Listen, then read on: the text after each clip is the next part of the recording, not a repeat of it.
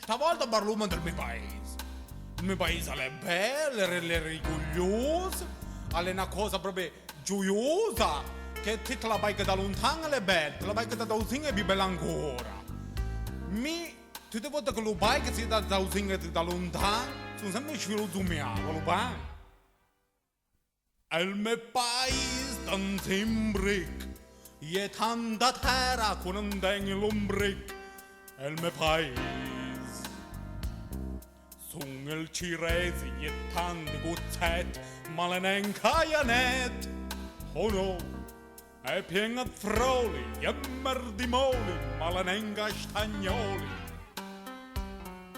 Al mio paese sta sicuro, hai un matete e pure un baitore. Al mio paese.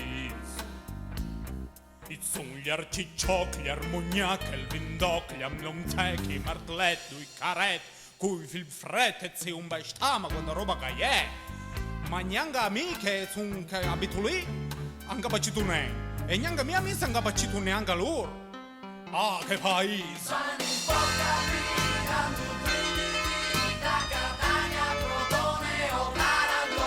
A Sapropane mi son troppagliato. A travaiti del dì da mattina alla seria sa terra che andenga al cœur e per sa terra fa singhi parei.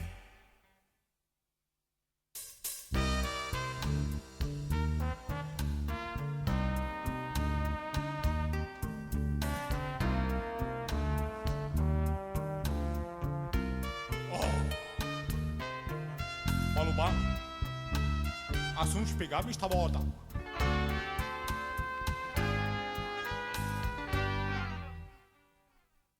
E per la gente che sta qui, è tutta gente felice al mio paese. Ci sono tanti doni che senza paghi a smarrio li stessi. Oh yes! E io mal sindi che fa nel gadan, mal falso mesteo. Tani un po' capita, tu credi da Palermo, da Napoli, Reggio A Calabria. Savropane mi son drubogliato, a travai tutto il dì, da mattina alla seria sa terra, che andenga al cœur, verso terra. Un passing parei.